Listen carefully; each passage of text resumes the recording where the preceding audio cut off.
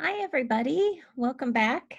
We are continuing our adventure, an all-American adventure. Today, we are starting on chapter 33. Yesterday, or the last chapter, they deciphered a secret code. So now I believe they're on their way to the Dixie Dipper ice cream shop. So let's get started. Where are you folks from? Asked the gangly guy behind the cash register as he rang up our ice cream cones. I got soft serve, vanilla dipped in chocolate. Delish. Oh, all over, replied Uncle Richie, very grandly. For you see, good sir, we are treasure hunters. Is that so? Indeed it is. Find anything interesting lately? Yeah, said Tommy. You ever heard of the lost ship of the desert? There was a ship, said the cashier. In the desert? It was lost, said Beck. But then we found it, said Tommy. Like this treasure map. And boom, there it was, buried in the sand. You folks down here looking for Mosby's treasure? Maybe, said Beck. We usually don't talk about our quests until they're complete. Oh dear, said Uncle Richie. My great niece is correct. Good sir, kindly disregard anything I said about treasure or hunting of it. No problem. But if you folks are fans of the Mosby legends, check out our walls. We've got all sorts of memorabilia hanging on them, including a few pages from Colonel Mosby's private journal. Bully, said Uncle Richie. Do you have a basement? I asked. No, said the cashier.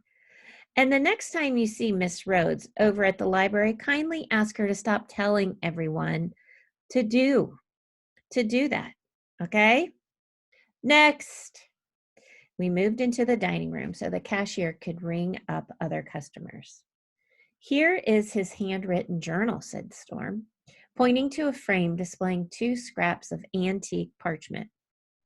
Cool. If only he had written down instructions about where he hid his loot. Storm leaned in at the 2 pages. One was completely covered in inky scribblings, the other half empty.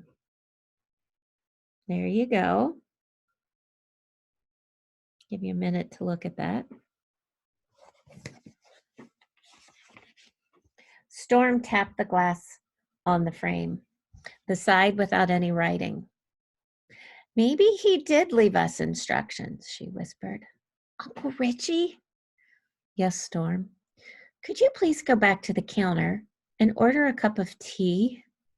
Maybe a grilled cheese sandwich. Some hot soup would be good too. You hungry? No. She tapped the glass again. Do you see that F? So we all leaned in and we peered. See that F? Let's find out. What does it mean? Asked Miss Johnston. That there's something on the paper written in invisible ink. It's an old code from the Revolutionary War. British spies used to mark their dispatches written in invisible ink with an F or flame or an A for acid. If you heat this document with the flame, stuff written in the invisible ink will appear on the paper. We don't have a candle to hold up to the glass, but maybe some steaming hot food will do the trick.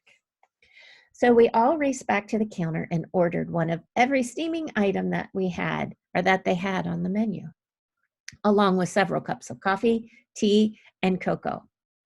Then we all huddled around the framed document, warming it with our food and drinks. Storm was right.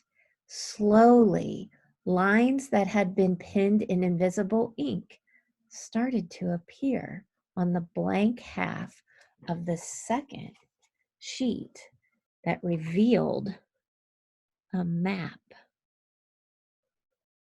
How cool is that? Invisible ink. One that led from a crossroads into the forest and 2 trees marked with X's. Mosby's long-lost treasure was about to be found. Chapter 34.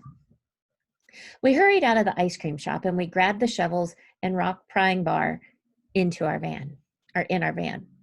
Lead on, Storm, cried Uncle Richie. Lead on. Yeah, said Miss Johnston. Show me the money. Storm pointed toward the intersection, and when the light changes, we need to cross that highway and cut through a Wawa parking lot. Wawa, in case you didn't know, is a convenience store, like a 7-Eleven.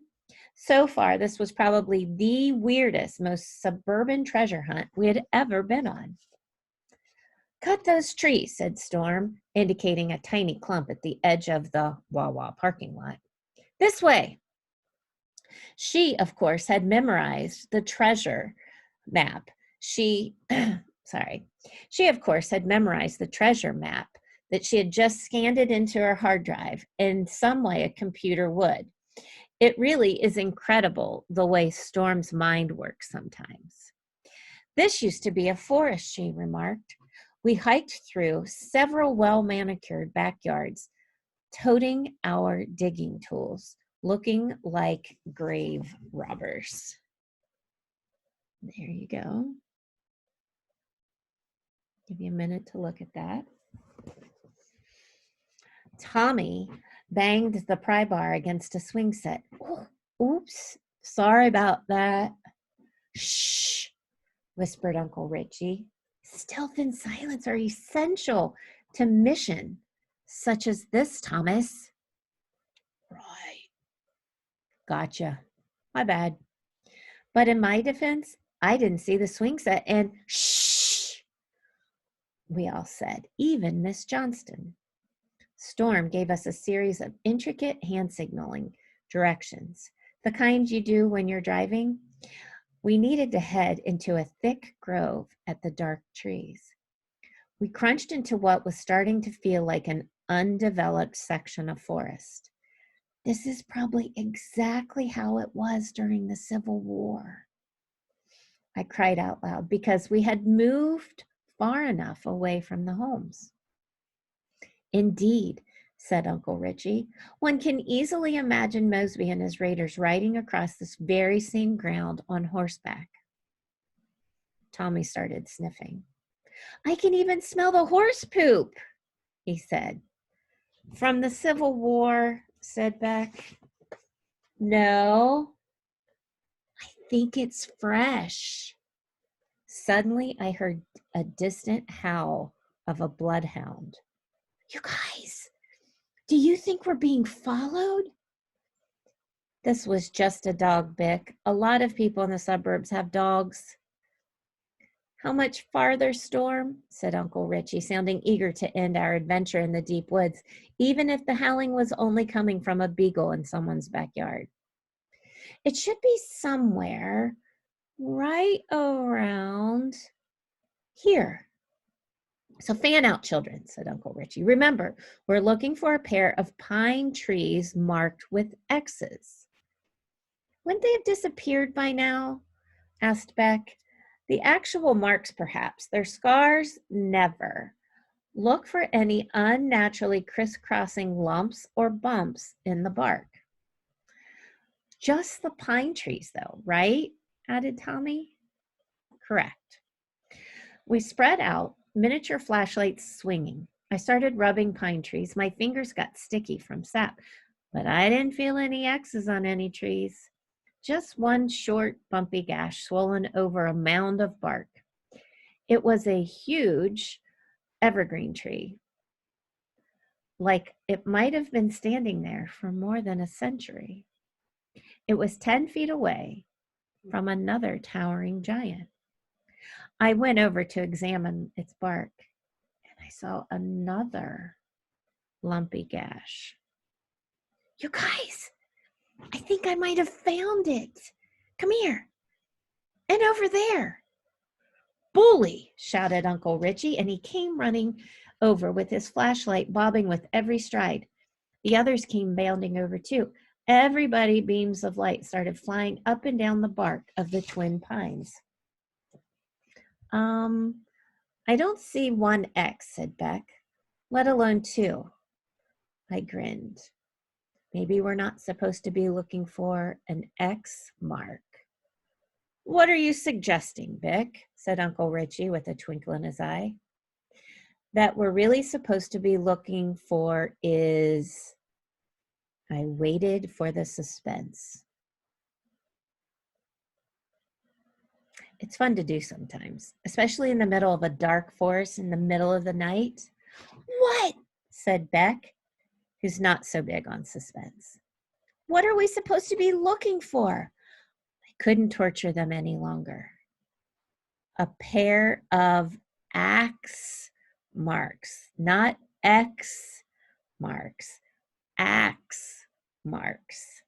I pointed to the trees, like those two right there. And that's where we're going to stop for today. Coding secret codes. I want to challenge you to try to create your own secret code. Okay? Created a blend space to kind of get you started and maybe inspire you to create your own coding system. Might be really fun. You could give some codes to your secret messages to your family. Maybe even draw a treasure map again with a code. This could be fun. So, hope you are enjoying this book as much as I am. See you tomorrow. Can't wait.